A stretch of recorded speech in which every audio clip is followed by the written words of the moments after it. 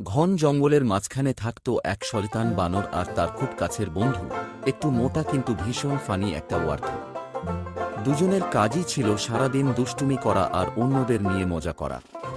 একদিন বানরের মাথায় এলো এক ভয়ঙ্কর আইডিয়া। সে বলল, বন্ধু, আজ যদি জঙ্গলের রাজা শেরকেই একটু বিরক্ত করি কেমন হয়? ওয়ার্থক প্রথমে ভয় পেলেও বানরের বুদ্ধির জোরে রাজি হয়ে গেল।